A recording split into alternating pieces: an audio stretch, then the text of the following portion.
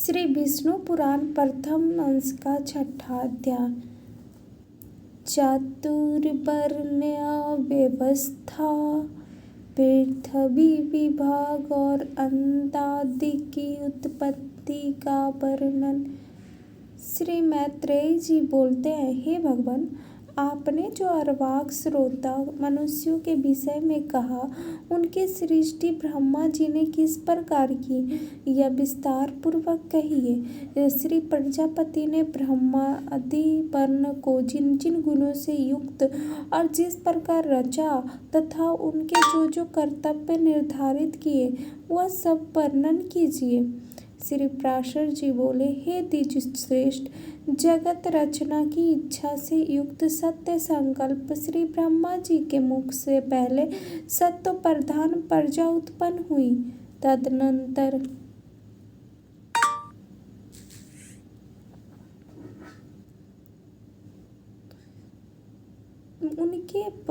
उनके वक्षस्थल से रजा प्रधान एवं जंघाओं से रज एवं तमिष्ठी सृष्टि हुई। हे द्विजोत्तम, चरणों से ब्रह्मा जी ने एक और प्रकार की प्रजा उत्पन्न की, वह तमः प्रधान थी। यही चारों ओर वर्ण हुए।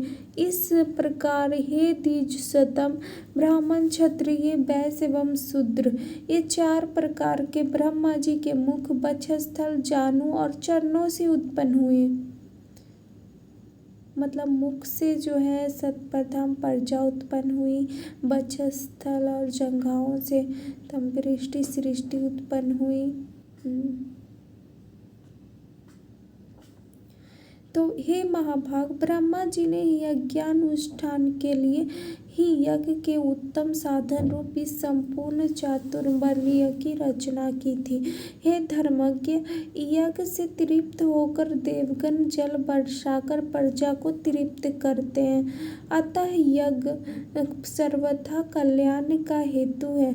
जो मनुष्य सदा स्वधर्मपरायण, सदाचारी, सज्जन और सुमार्गगामी होते हैं, उन्हीं से यज्ञ का यथावत अनुष्ठान हो सकता है। हे मुने, यज्ञ के द्वारा मनुष्य इस मनुष्य शरीर से ही स्वर्ग और अपवर्ग प्राप्त कर सकते हैं तथा और भी जिस स्थान की उन्हें इच्छा हो उसी को जा सकते हैं। हे मुनि सतम, ब्रह्मा जी द्वारा रची हुई वह चातुर्वर्ण विभाग में स्थित प्रजा अति श्रद्धायुक्त आचरण वाली, स्वेच्छानुसार रहने वाली, संपूर्ण बाधाओं से रहित, शुद्ध अंतःकरण वाली, सातोलोपन और पुण्य कर्मों के अनुष्ठान से पवित्र, परम पवित्र थी।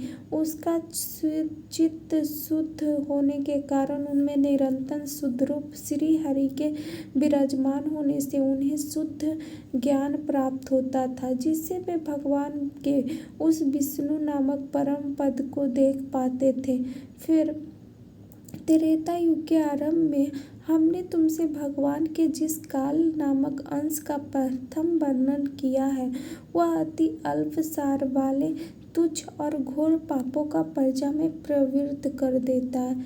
हे मैत्रेय, उसमें प्रजा में पुरुषार्थ का विघातक एवं अज्ञान तथा लोभ को उत्पन्न करने वाला रागी दुरूप अधर्म का बीज उत्पन्न हो जाता है। तभी से उसे वह विष्णु पद प्राप्ति रूप स्वाभाविक सिद्धि और रसोल्लास आदि अन्य अष्ट सिद्धियां नहीं मिलती। उन समस्त सिद्धियों के क्षीण हो जाने और पाप के बढ़ जाने, फिर प्रजा द्वंद्व, हरास और दुख से आतुर हो गई। तब उसने मरुभूमि, पर्वत और जल आदि का स्वाभाविक तथा कृत्रिम दुर्ग पर पुर तथा खरवट आदि स्थापित किए। हे महामते, उन पर पुर आदि को में शीत और घाम आदि बाधाओं से बचने के लिए उसने यथा योग्य घर बनाए। इस प्रकार समशीतोष्ण से बचने का उपाय करके उस प्रजा ने जीविका के साधन रूप कृषि तथा कला कौशल आदि की रचना की। हे मुनि, धान, गेहूँ, जौ, छोटे धान्य, तिल, कंगनी, ज्वार, कोदी, छोटी मटर, उड़द, मूंग, मसूर, बड़ी मटर, कुल्थी, राई, राई, चना और सन, ये 17 ग्राम्य औषधियों की जातियां हैं। ग्राम्य एवं वन्य दोनों प्रकार की मिलाकर कुल 14 औषधियां ज्ञायिक हैं। फिर इधर अर्थ में आता है, सतयुग में रस का स्वयं ही उल्लास होता था। यही रसोल्लास नामक सिद्धि है। उसके प्रभाव से मनुष्य भूख को नष्ट कर देता है। उस समय प्रजा स्त्री आदि भोगों की अपेक्षा के बिना ही सदा तृप्त रहती थी। इसी के मुनि श्रेष्ठों ने तृप्ति नामक दूसरी सिद्धि कहा है। उनका जो उत्तम धर्म था वही उनकी तीसरी सिद्धि कही जाती है। उस समय संपूर्ण प्रजा के रूप आयु एक से एक थे, वो यही इनकी चौथी सिद्धि है। बल की एकांतिक अधिकता यह विशोका नामक पांचवी सिद्धि है। परमापरायण रहते हुए तप ध्यानियों में तत्पर रहना छठी सिद्धि है।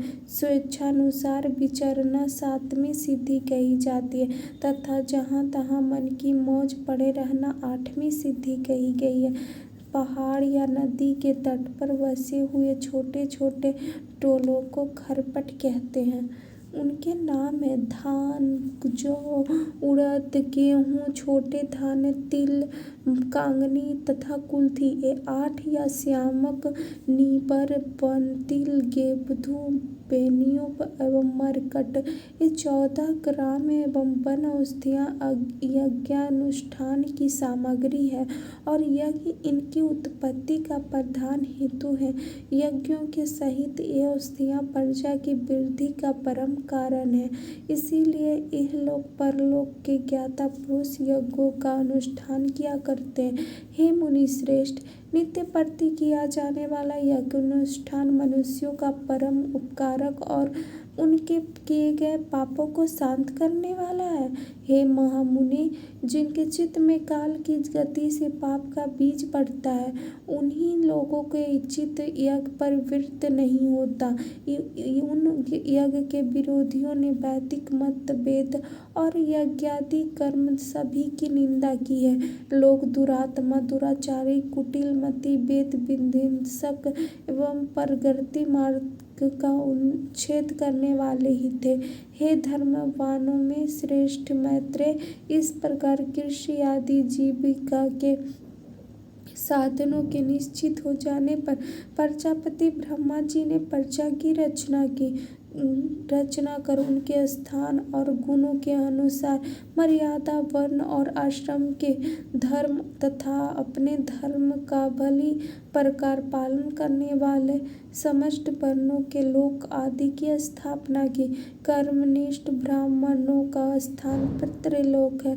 युद्ध क्षेत्र से कभी न हटने वाले क्षत्रियों का इंद्रलोक है तथा अपने धर्म का पालन करने वाले वैश्यों का वायुलोक तथा सेवा धर्म परायण शूद्रों का गंधर्व लोक है।